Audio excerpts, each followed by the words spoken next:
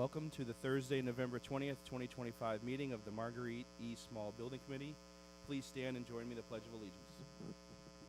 I pledge allegiance to the flag of the United States of America and to the republic for which it stands, one nation, under God, indivisible, with liberty and justice for all.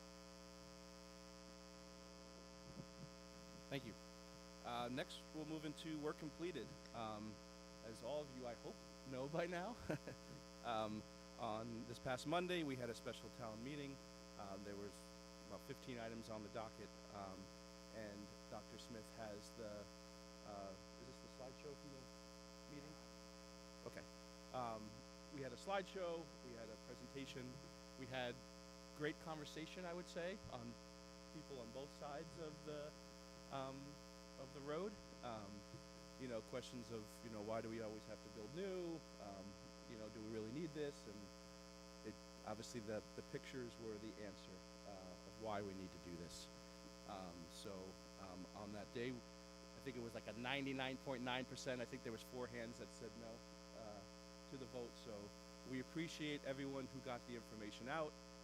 We appreciate everyone who shared information on Facebook or told their friends, and we appreciate everyone who showed up and voted. So thank you for everyone for that. The next one was the MES open house. They had an open house right after one of the PTO meetings where they had a slideshow on a TV as you walked in, kind of showing these pictures and more.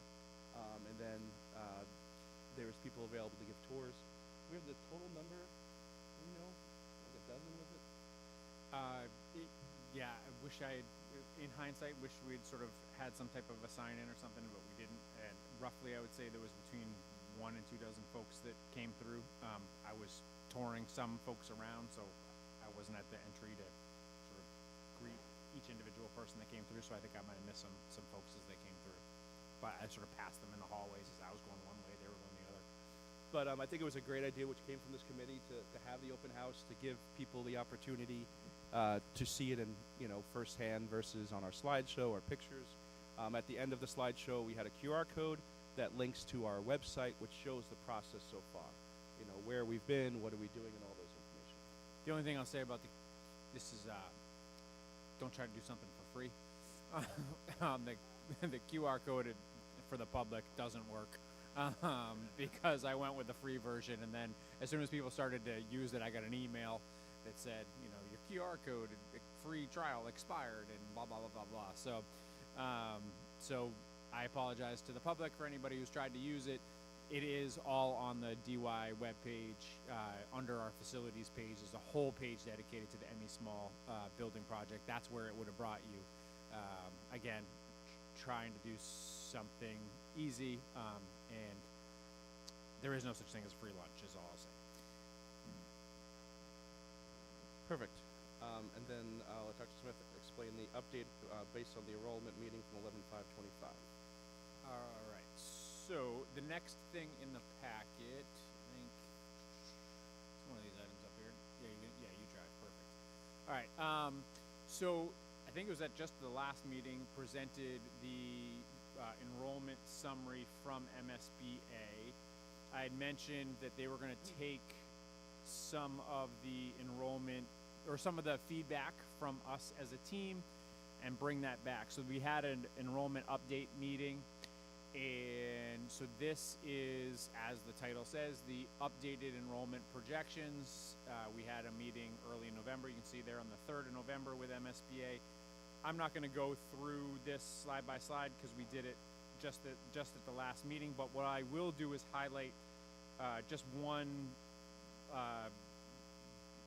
distinctive difference between this report and the last report, and it continues throughout, but it starts on the 1, 2, 3, 4th page. They're not numbered, so you have to, actually it's really technically the 5th page. But on the 4th page, you'll see something very familiar. You'll see the district female trend, district females 20 to 39 trend, historic birth trends. But then when you go to the next page, oh yeah, sorry, that's I can show it here. This page, right? We've seen this page before. They did look at some of the numbers based upon some of the information. But what's new is this next page here. where they looked at just Yarmouth only. So again, after some of our conversations, we are a regional district, but this project is a Yarmouth only project, right? So then they've done just the Yarmouth only version.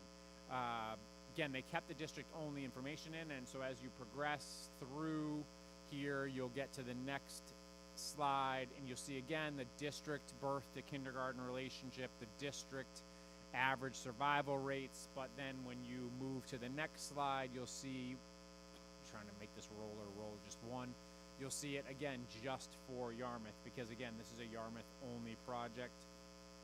And then when we got to the charts for the, as sort of students roll through the district, again, you see this is the one that we've seen before, which is for the entire district, but then on the next page, you have one just for, not only just for Yarmouth, but also just specifically for the grade span that we're talking about. And this is what they will ultimately use. One of the last two things that are, well, I'm jumping ahead, but one of the last two things that are going to happen is we're going to get a certified enrollment projection from MSBA for this project, which this project will be designed around, which will be for a single standalone building and for a potentially combined building. And it'll be largely based upon this one slide that's up on the screen here. So where do they see the Yarmouth K-3 population? And I stress K-3 preschool, and we had this conversation during the enrollment. This group later, further down the road, will have to, because this is a pre-K-3 building, we'll have to have the conversation around, well, what type of preschool programming is going to be in this building? What does that mean for the space, and how does that fit into the design, et cetera, et cetera. That'll be part of a later, but they are projecting, and you'll notice, only for K-3, and then the amount of space you need for K-3, and then we will have to have a separate conversation around where does preschool fit in, and how do we size appropriately for preschool. But that's not part of the way MSBA projects. They don't include preschool in their projections. Through the chair, I'll take any questions on that. Yeah, so basically, looking at this, it says the enrollment now is 624, and they're anticipating an increase of about 22 students to 646. Is that how we're reading it? That's what they're going to base the number on, is enrollment of 646? Because as an average over 10 years? Yeah, and they're giving some flexibility for a school up to 646 for combined. If we were to end up with a combined school of up to 646, they're allowing for potential space in the combined school. Correct. I think that the number was 6. Yeah, 6. No, I have it written. I was trying to find it in my notes. I want to say it's like 635 is what the certified combined projected size for the two schools would be in the certified. But again, I'll have it when they send us the certified enrollment number from MSBA. But this is the base enrollment. I believe is the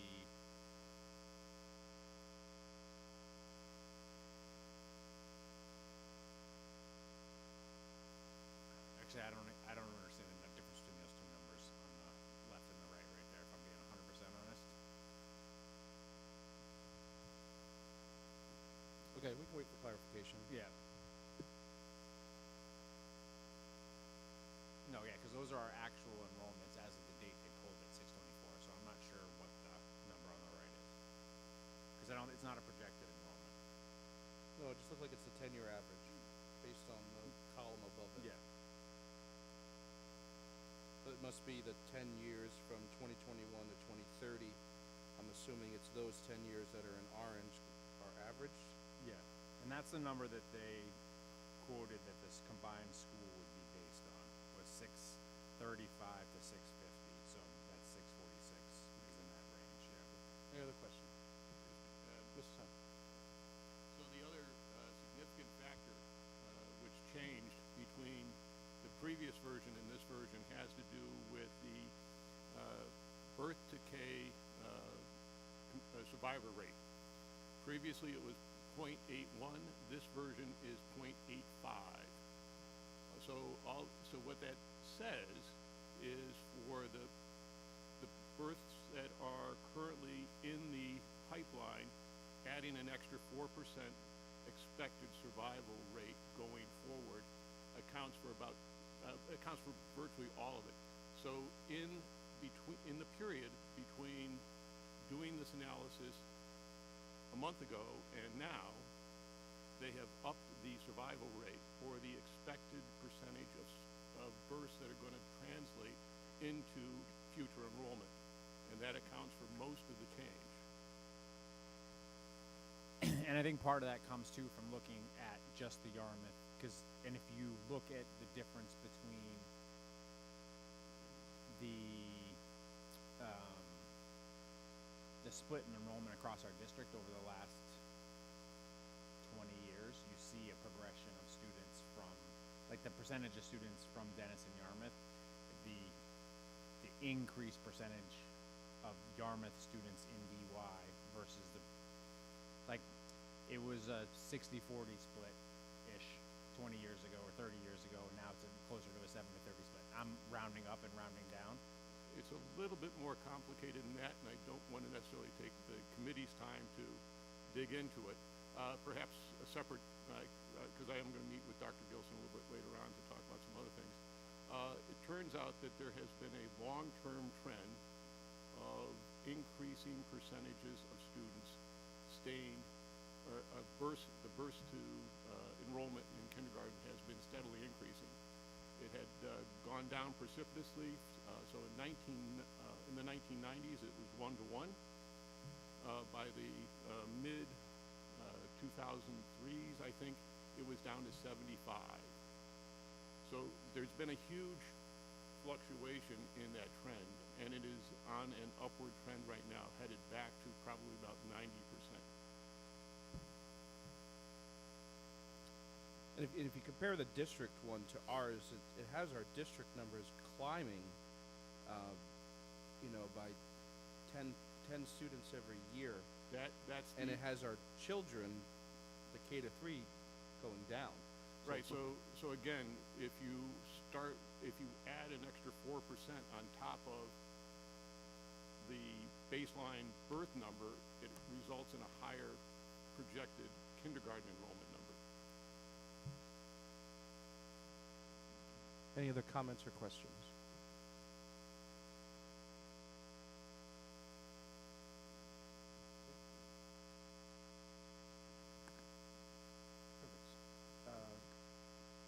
Seeing none, is anything else on the enrollment meeting that we needed to go over?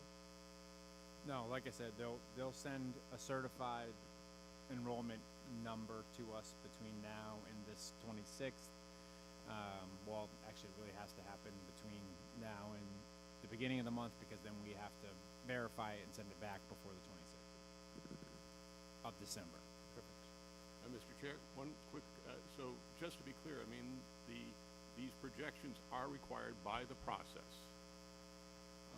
You don't get a vote. They because it's other people's money, they set the number. Separately, though, I think our committee should also look at other factors and including, I think, the year-round rent, the year-round housing versus the seasonal housing issue. And I would ask the chair to consider adding that as an agenda item, which could be shared with the committee as a whole at a future meeting. Acknowledged. Thank you. Next, we have the next steps. So we'll discuss first the feasibility study agreement. Yeah, so just to keep the committee up to date on what'll happen, what are the last couple items that need to happen in order to sort of round out where we're at. So the MSBA we get invited into each of the steps, right? So the next step for us to get invited into is feasibility study. We had to complete, as I've mentioned a couple different times, we had to complete multiple steps in the process. The last two remaining steps are for us to send them a certified version of the vote that occurred on Monday. So the final vote for the town to commit to the funding for the feasibility study occurred on Monday night. The town voted to approve those funds. So now we have to send the certified version of that vote from the town clerk's office. I spoke with the town clerk on Monday evening prior to the vote, just to get all the ducks in a row. I know she's at a conference, so she said she'd get that to me by the beginning of next week when she was back. And then I'll send that off to MSBA. So that's one of the pieces. And then the other piece I mentioned is the enrollment certification. Once those two pieces of paperwork, largely, that bureaucratic steps, unless I get informed by MSBA there's something else, but those are the last two things, as I understand it, that need to be completed on or before the 26th of December. I'm really hoping it's not on the 26th of December. We'll attend another meeting with MSBA, which I'm presuming, because we've done everything on schedule, on time, everything's been accomplished, then we'll be invited into the feasibility phase, and we'll have to sign a feasibility study agreement with MSBA, which will then move us into the next phase of the project. And then we'll be back here, because then the committee will be involved in many parts of that next stage, including selection or designing what our bid process will look like for selecting an OPM, then a designer, what is really kind of the scope of our feasibility study. We have some of that framework, some of that's going to be given to us by MSBA, what has to be included, but we'll have some voice too in that process, and we'll move forward. But those are going to be some of the next big steps to have. And then local vote authorization. Yeah, that again, that's just me sending the certification of it. And then end of eligibility period we discussed will be December 26th. December 26th. Yep. Again, that's when it officially ends, and I'm very hopeful that we don't have the meeting on the 26th. I don't think MSBA is going to want to work on the 26th either, but if I have to, I will. I will come. Yes, I just really hope to take a vacation day on that day. Any questions about the feasibility study, the local voter eligibility period? Yes, as far as Mr. Chair, with respect to the feasibility study agreement, who are the parties, who are the signatories to the agreement? Is that the Board of As I Selectmen? understand it, it's the school committee, the superintendent, and the MSBA. Thank you. Any other questions? Okay. Seeing none, the discussion, all of the items that are due between now and December 26th are just the three items that are listed. As I said to you at the first meeting, if there's not a reason to meet, we shouldn't meet. I know December 18th is our next scheduled meeting, and I know we have holiday concerts every night that week, plus probably other things going on, so I was going to bring it to the floor about canceling that meeting and moving to the January meeting. Looking for feedback or from anyone have any questions or concerns about canceling December's meeting and waiting until January. Once we start getting into the process, we're going to be meeting more often, so I'm thinking why we don't have to meet, we should not. Mr. Simon. Mr. Chair, one of the things that as we head into the feasibility study, certainly those of us who are financially interested are hoping to see a detailed project plan, timelines, cost estimates, so that we would have a preliminary budget, which would then be used to monitor our cash flow for this particular phase of the project.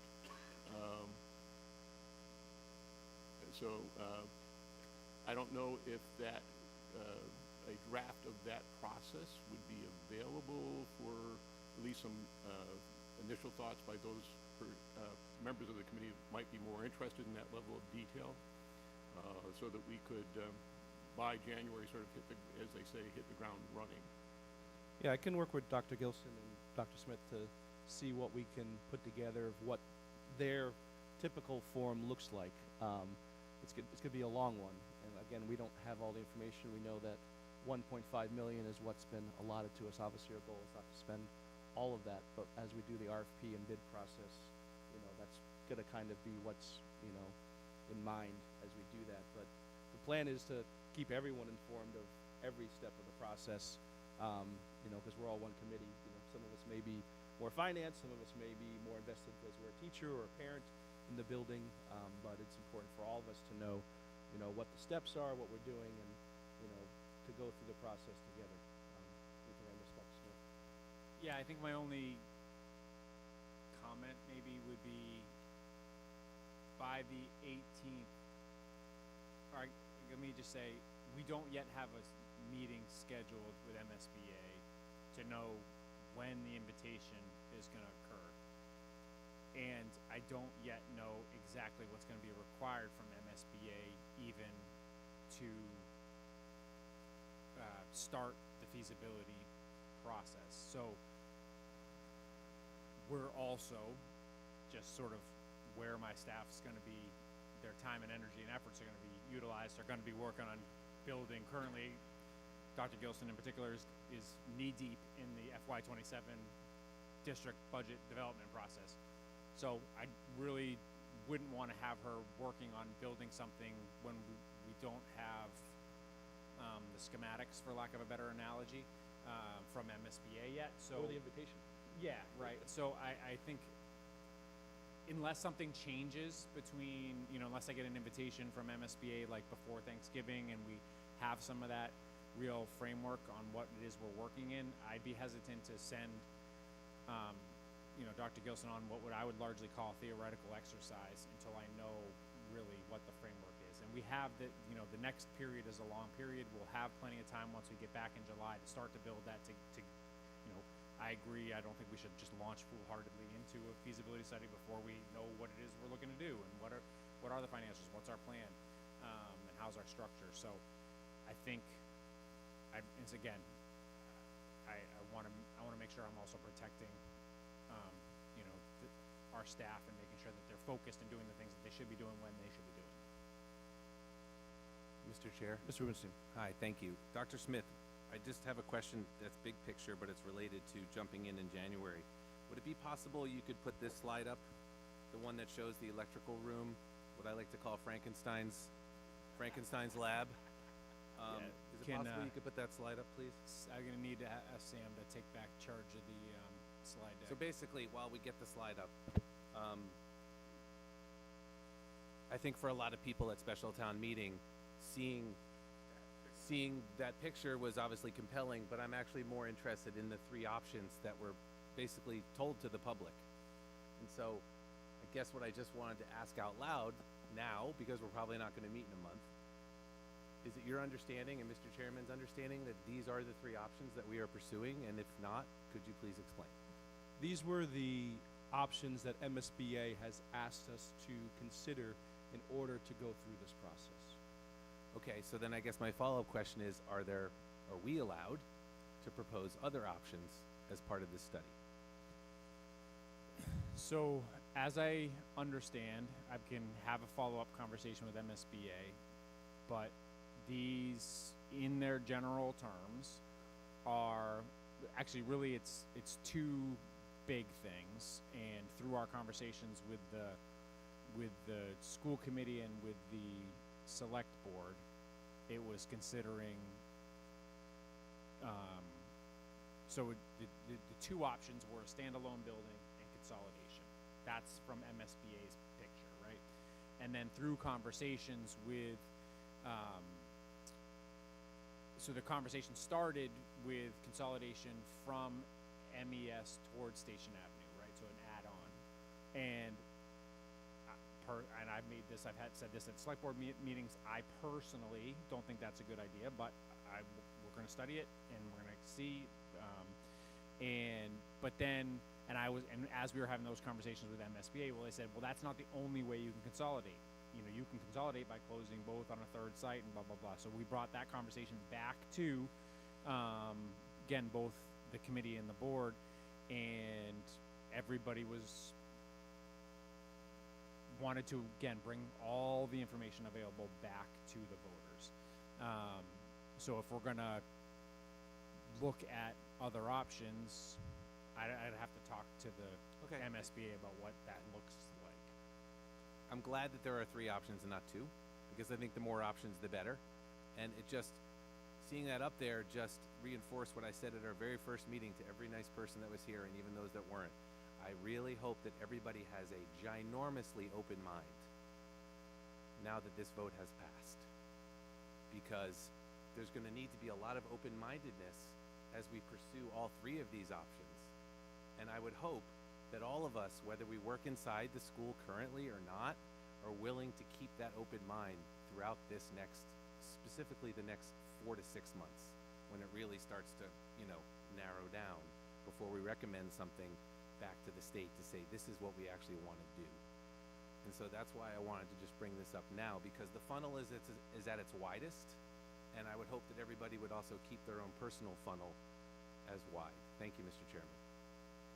Thank you, and that's why we have a group of a variety of different people in this room for that reason, to have that input. Yes. Ms. Forrest.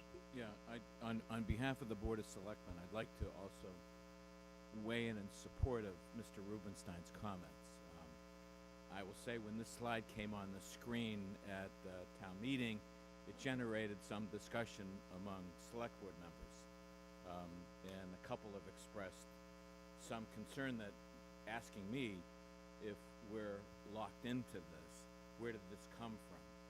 So I know I can recall our conversations at the select board, but I think there's been some expectation that we'd have a chance to have more dialogue on this before we're sort of locked into this. So I appreciate what Will has stated, and I just want to make it clear that this certainly was a concern at the select board meeting at town meeting when the slide came up on the screen.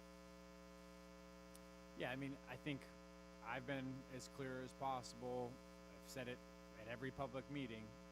My position, the position of the district, has been explore all the options, present the options to all of the decision makers, including the legislative body, which is the town meeting floor, and folks will make the decision that they think is in the best interest going forward.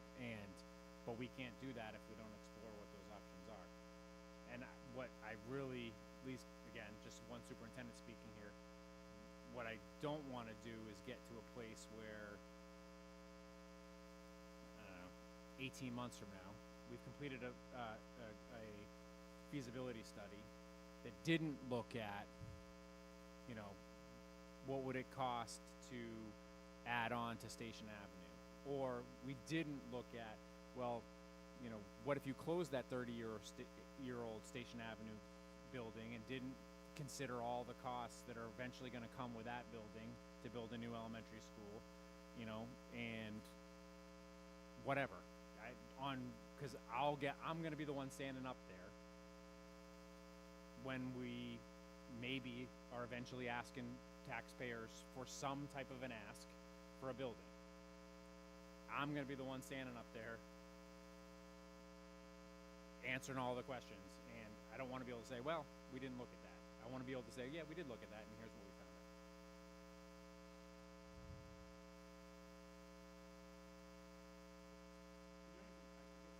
I guess my question is, what specifically do we feel is missing or was not previously discussed? I think that would be my biggest question, because I feel like, there was always the question of, renovation, which we all would expect that is not a possibility. We all would expect that building a standalone building for just MES somewhere, whether it's in the back of it or somewhere else on town property or school property. Consolidation of Station Avenue has been mentioned numerous times at the Station Ave campus, as way back as this building being built. And then, the consolidation of both schools at a new location. Again, with the discussion of, Station Ave being 30 years. Was there something that was missed or something that I don't know what specifically was a surprise? Mr. Rubenstein? Mr. Chairman, no, it wasn't that there was anything missed. I just wanted to fly a little higher off the ground, because it sounds like we're not going to be together for 60 days. And given that the vote passed, and given that the agenda of the meeting, which I understand was more into the minutia of some of the enrollment data and all this other stuff, I just wanted to fly up a little higher, because we started the meeting sort of zoomed in on what's the K-3 birth rate.